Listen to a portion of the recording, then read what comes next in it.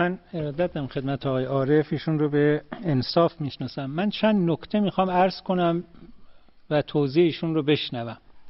ببینید شما خیلی از بحث آزادی و مباحث اینطوری مطرح کردید. من میخوام بگم این چند موردی که وجود داره در زمانی که جناب عالی در مسئولیت بودید و اینها، آیا اینها آزادی نبود؟ من فقط نمیگم دو جناح خاص رو بحث کنیم، من مردم رو دارم بحث میکنم. چرا در زمان دولت شما هر اعتراض اجتماعی که میشد با بدترین وضع برخورد و بی تدبیری میشد در قضیهش؟ ممکن مثالم بزنید؟ بله، در سمیرم چند نفر وقتی که یه اعتراض اجتماعی شد کشته شدن؟ 8 نفر. در ایزه 4 نفر.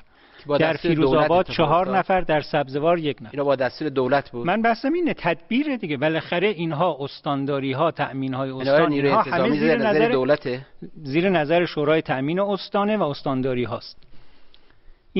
اینا رو ببینیم، ما برخوردها رو توضیح بدیم. حالا اینو میگید نه، در صورتی که این همه برخوردها اینا مال زیر نظر دولت، وزارت کشور، شورای تأمین استان. من مثال دیگه میذارم خدمت شما. آقای وزیر علوم در زمان شما که دارین بحث دانشجوی ستاره دار رو مطرح میکنید، دانشجوی ستاره دار کی انجام شد؟ خود آقای توفیقی فروردین امسال مصاحبه کردن که خیلی هم پخش شد، همه دیدن. وزیر علوم گفتن زمان ما بود. فراتر از اون، اصلا این خیلی بی سابقه است که وزیر علوم قبل از ایشون آقای معین نامه می‌نویسد به رئیس جمهور وقت برای 50 دانشجو از یه انجمن اسلامی مستقل که رفتن جلو وزارت علوم و یه اعتراضی کردن که میگوید که باید با اینها خواهش میکنه که تجمع با برگزار کنندگان تجمع برخورد امنیتی، قضایی و اطلاعاتی و سیاسی و حقوقی بشود، که اون زمان هم پخش شد نامه‌هاش، این بحثاش. من عرضم اینه، ببینید چون شما رو من به انصاف میشناسم که این نوع رفتارها، این طور بحث‌ها در برخورد با مردم، حالا من جریانات سیاسی خاص رو زیاد بحثی نمی‌کنم، آیا این درسته؟ این نوع برخوردهایی که در شکل‌های مختلف صورت می‌گیره و بعد الان آنگونه صحبت می‌کنیم که کأنه اون زمان هیچ این بحثا نبوده است. یا یه بحث دیگه، همین آزادی رسانه‌ای که اینقدر مطرح میشه، من خواهشم اینه اون طرف بحثش هم مطرح کنید که عدالت رسانه‌ای اون زمان چقدر بود. اگر در اون دوره وقتی که ما میگوییم آزادی، یک مقدارش هم امکان دادن به بقیه است، حجم رسانه‌هایی که بود در اختیار چه کسی بود؟ درصدش چقدر بود؟ چقدر به همین اقوام و اقلیت‌ها و قومیت‌ها و شهرها و روستاهای ما چقدر سهم رسانه‌ای داشتن؟ و اکثریت 80-90 درصدش دست یک عده خاص بود که معروف شدن به زنجیرویی و اینا با امکانات. این من عرضم اینه، این حرفایی که مطرح میشه واقعا در مصادیق باید به خوبی دنبال بشه. یه بحث دیگه مطرح فرمودید، وضع موجود، که انه وضع موجود یک وضع بسیار بدی است. نه، پیشرفت‌های بسیار خوبی داشتیم ما در این دوران، چرا اینا رو نادیده میگیریم؟ حتما شما ایرادتون به نقایص هست، نه به این پیشرفت‌های خوبی که همه دارن اعتراف میکنن. اتفاقا این نقایص از وقتی صورت گرفت که این زاویه گرفته شد از اون مبانی اصولگرایی، اتفاقا با همون متوقف شد. حالا من بعد توضیح بیشتر خواهم داد. یه بحث دیگه که شما میفرمایید وضع موجود چه کسی هست. حالا آقای حداد به بحث خارجی مطرح کردن. ببینید آقای عارف، ما سال 88 یک اوج مشارکت در کشور بود، یعنی جمهوریت نظام مانور جمهوریت بود و نشان داده شد به دنیا که در جمهوری اسلامی ایران هم مشارکت بالاست در یک رقابت گسترده. کسی نمیتونست مشارکت رو در انتخابات 88 نفی کنه، نه رقابت رو. همه میگفتن رقابت خوبه، مبنا هم باید قانون باشه. به خاطر همین هم بود که 2 روز قبل از انتخابات آقای اوباما اون نامه‌شو نوشت، چون میدید که ایران داره در یک اوج و قدرت ظهور پیدا میکنه. اون نامه‌شو نوشت به مقام معظم رهبری. تو اونجا بحث کرد که و اون بحث که بدون ایران مسائل حل نمیشود در موضوعات مختلف. خب در اون زمان چه کسانی اومدن فتنه به پا کردن و ایران رو از اون ظرفیت بزرگی که براش داشت انجام میشد دچار یک فتنه اون فرمی کردن و دوباره همونها رو به طمع انداختن. همون کسانی که تا قبلش دچار یه همچین یأسی شده بودن رو دوباره امیدوار کردن. اینها رو باید ارزیابی کرد در اون وضع موجود. خیلی متشکرم جناب آقای دکتر جلیلی. 4 دقیقه و 32 ثانیه جناب آقای دکتر محمد باقر قالیباف. جناب عارف فرمودن که اگر در دولت قرار بگیرن معاونت مربوطه به اقوام رو درست میکنن. من سوالم اینه که در دولتی که جناب عالی به عنوان معاون اول و وزیر بودید در 8 سال این هم جزء قانون اساسی بود و میتونستید یعنی چه ضمانتی که 2 مرتبه بیایید و باز این کار اتفاق بیفته، یا در مثلا حوزه‌های فرهنگی به حال تشکل‌های مردمی و بحث‌های مختلف، مخصوصا تشکل مردمی که رویکردهای جوهره دینی و مذهبی مثل مساجد، هیئت‌های مذهبی و تشکل‌هایی که واقعا اثرگذار هستن، انجیوهای فرهنگی که جوهره دینی دارن، که به هر حال اینا بخشی از این عمده قبایل و برای باورها و فرهنگ‌های اینها هستند. یعنی در اون مدت کارنامه چیست و در این دولت چه ضمانتی هست که 2 مرتبه گذشته تکرار نشه؟ یه مطلب من این سوال آقای دکتر عارف که میفرمایند معاونت اقوام درست میکنن، خب معلومه برای مثلا اقوام مختلف، برای قوم فارس یعنی فارس هم یه معاونی درست میکنید؟ بله خیلی متشکرم جناب آقای. من چند دقیقه وقت دارم جواب بدم؟ 3 دقیقه وقت قانونیتون هست، اما اگر بیشتر هم خواستین از 22 دقیقه‌تون کم میشه. ببین در ارتباط با صحبت جناب آقای مهندس قرضی، من نگام همیشه نگاه همگرایی بوده. نگام همیشه این بوده که باید واقعا بر اساس توانایی ها نه بر اساس جناحی افراد رو انتخاب کرد. اعتقادم به همراهی 51%. اگر با رقیبم وجه مشترک 51% داشته باشیم اون رو مبنای حرکت میدم. 51 رو فدای 49 نمی‌کنم. در آیندهم همین معنیش رو دنبال خواهم کرد. ما تفکر اصلاح طلبی رو یکی از اصلی ترین تفکرها و جریانات انقلاب میدونیم که به همه ارزش‌ها و قانون اساسی وفاداره. برای قانون اساسی جریان اصلاح طلبی همون میثاق ملی ماست، قانون اساسی کشور است. حالا یه فردی حرفی زده به حساب کل جریان اصلاح طلبی، چرا اون موقع عکس العمل نشون ندادید؟ چرا اون آقا این حرف من از اینجا میسوزم آقای عارف، اون آقا که هیچ سمتی در جمهوری اسلامی نداشت دفعه اومد شد دبیر کل اصلاح طلب. من قبول دارم حرف شما رو، اصلاح طلبی بخشی از انقلابه، ولی اون دبیر کل اومد گفت چه قانون اساسی ما، 1 نفر جوابشو نداد. من هر کسی که یه حرفی بزنه که حالا به حساب کل جریان نباید نه نمیگم. نه ببینین ما معاون اول بودیم. من اصلاح طلبی رو بحث می‌کنم که قانون اساسی یه روزنامه آقای دکتر، من که با شما جدل ندارم، من شما رو علاقه‌مندم، من دوست می‌دارم، ما خاک پای همه کسانی هستیم که میگم 1 نفر جواب این آدمو نداد. نمیخوام اسم بزرگمون رو بیارم، اون بزرگم ساکت موند. ما را همه رو مایوس کرد از این که بگیم آقا اصلاح طلبی بخشی از انقلاب اسلامیه. آخه این حرف شد یه کسی بیاد بگه که منشور سازمان ملل قانون اساسی جمهوری اسلامی ایرانه؟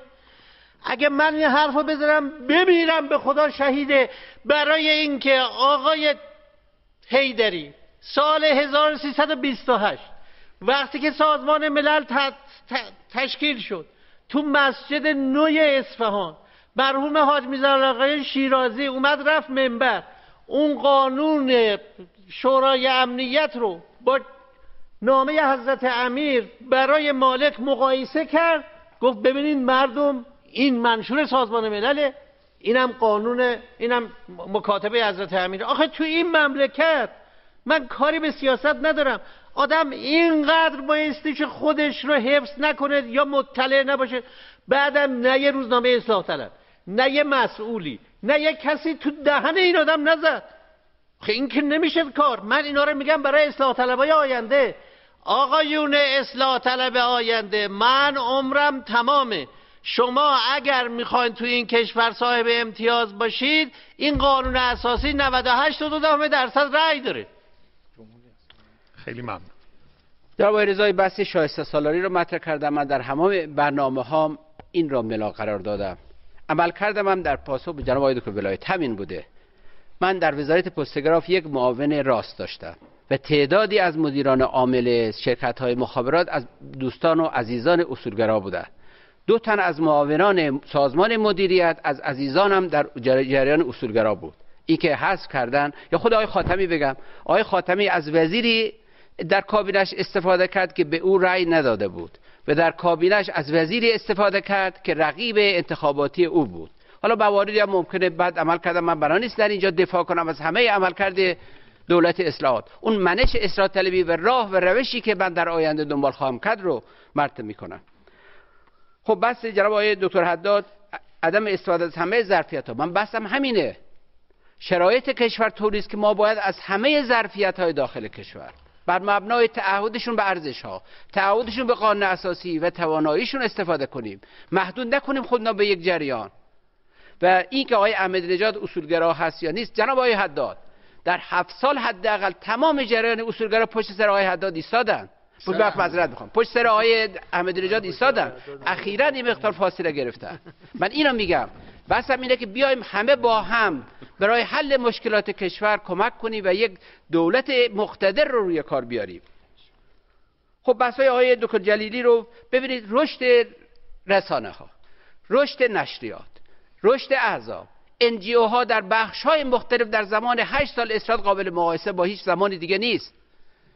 یارانه دادیم به احزاب، به چه صورت پرداخت شد؟ یارانه رسانه ها به چه صورت پرداخت شد؟ آیا گرایش به سمت اصلاح طلبی بود یا خود جریان خانه احزاب یارانه را تقسیم میکرد؟ به مطبوعات به چه صورت یارانه پرداخت شد؟ آیا الان به این صورت عمل میشه؟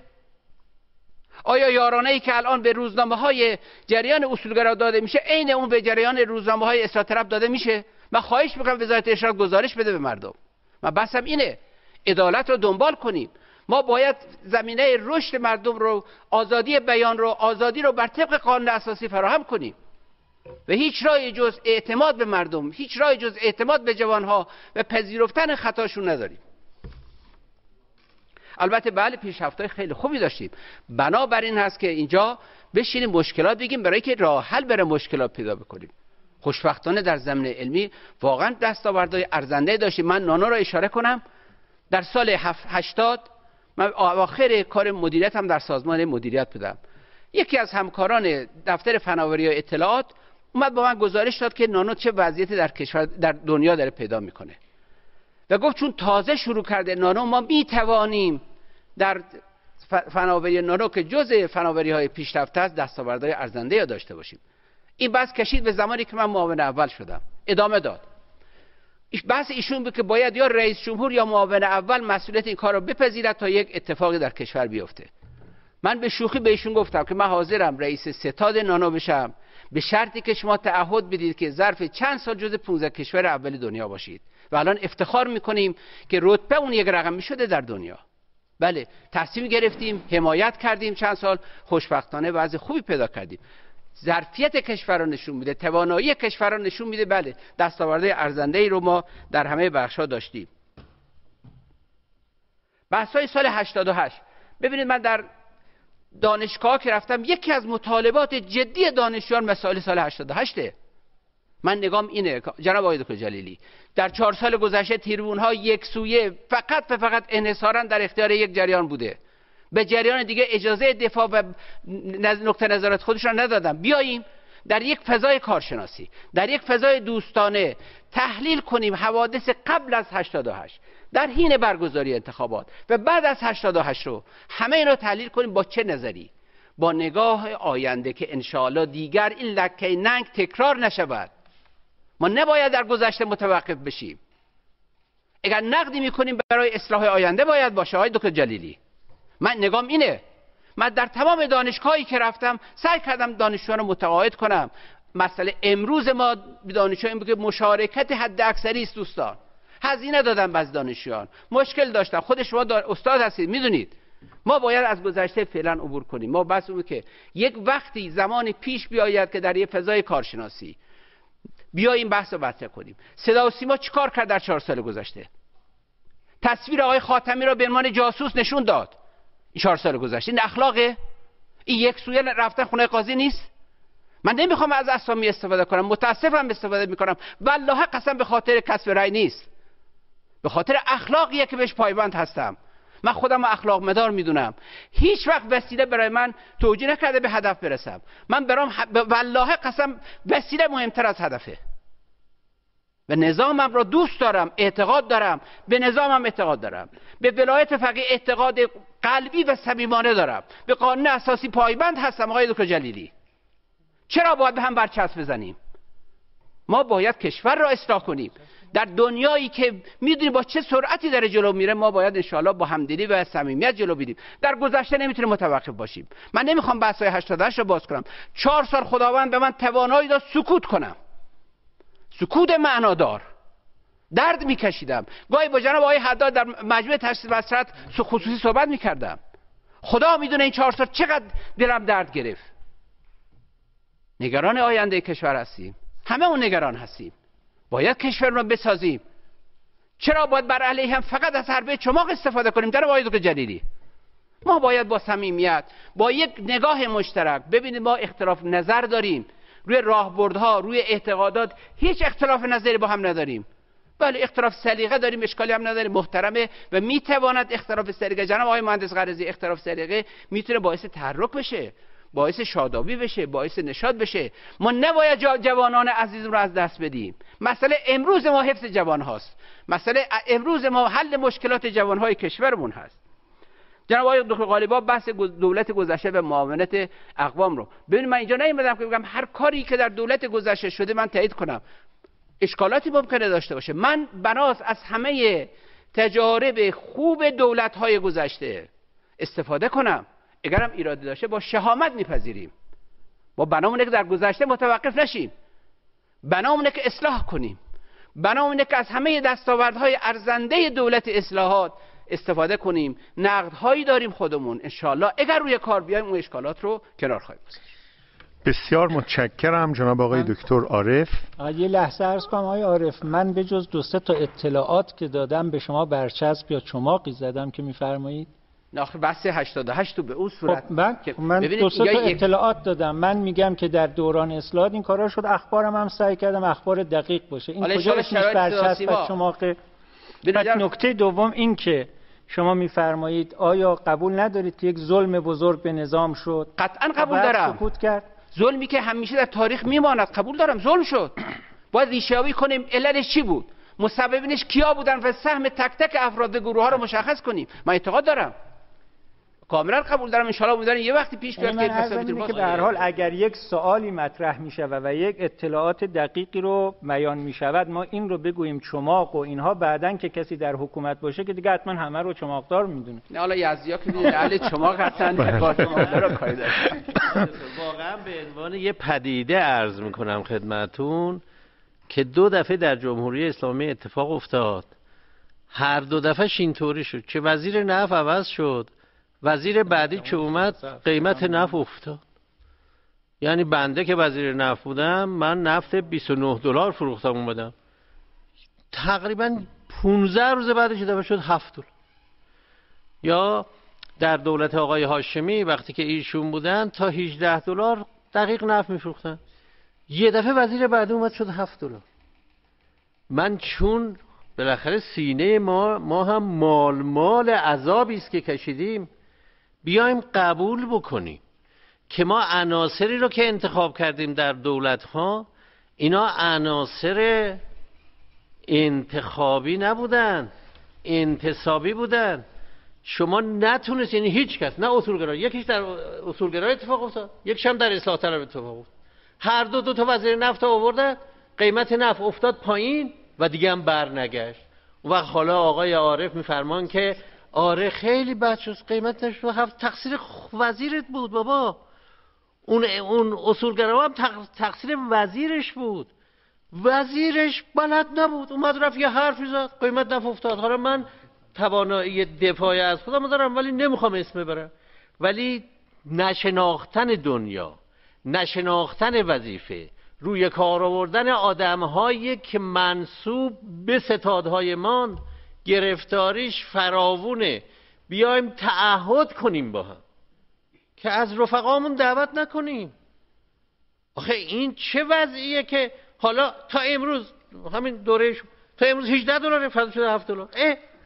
آقا چیکار کردی؟ حالا من دیگه بقیه‌شو نمیخوام بگم، قربون شما برم. با این نکته در ارتباط با جناب آقای دکتر حداد بگم، آقای دکتر بس ریزگردها همه میدونند، متعلق فقط مشکلش کشور ما نیست. توقع مردم و مطالباتش اینه که دولت به طور جدی دنبال کنه. مردم باید احساس کنن که دولت این مسئله رو مسئله اصلی خودش میدونه.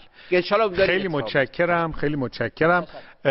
ممنونم آقای دکتر عارف. من از همکاران عزیز خواهش میکنم این صفحه زمانسنج هوشمند صوتی رو یه بار دیگه نشون بدن. البته این صفحه به طور مرتب در برابر دیدگان نامزدهای محترم هست.